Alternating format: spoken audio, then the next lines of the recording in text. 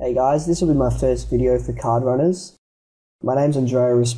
I go by the name birdayy on Stars, and I've been playing a fair amount of 50 Zoom lately, with fairly good results. I am currently playing 100 NL, both regular and Zoom this month. But yeah, as far as 50 Zoom is concerned, I think it's a pretty good limit for part-time jobs and income. Especially people like, if you're studying at uni and you just play a few hours a night, you can actually make a fairly decent income from it. Another thing that I think I should mention is that a lot of trainers that play like mid-stakes and high stakes that do some 50 NL videos don't really know what the games are like regularly. They come down, they play a few hands for the site, and then they leave. I do play these games fairly often, so I think I will be quite valuable in that respect, as far as I can give you an insight to how they play. So without further ado, going to be 3 tabling. Hopefully the pace will be okay. But before I do start, just some things to cover.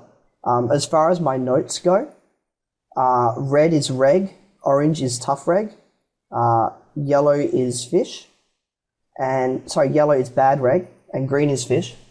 And then as far as my HUD's concerned, the first 3 lines are probably what you should be worrying about, which is name, number of hands, VPIP, PFR, post-flop aggression factor, and then 3-bet, fold to 3-bet, 4-bet range, fold to 4-bet. And if anything else comes up, I will tell you as it comes. So yeah, hopefully we'll get in a few interesting spots.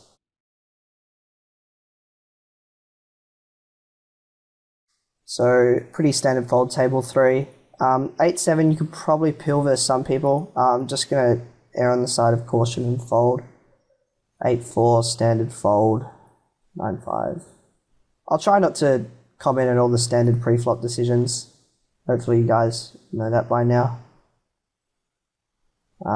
Queen 6, blind versus blind, I think is a bit too weak to raise. You see I have a little bit of a stack from playing a little bit earlier. Ace King, pretty standard. You want to get in the habit of labeling fish as often as you can. So I do. Pretty dry board here. This guy leads for pot. Just going to call. He pots it again. Just going to call. Reevaluate river. He checks. I think there's value in betting here. This guy leads twice, table 3, for small. I think without a spade we can just fold. So I'm going to value bet river. And we chop. Which is kind of interesting that he flat that small blind versus button, but that's what notes are for.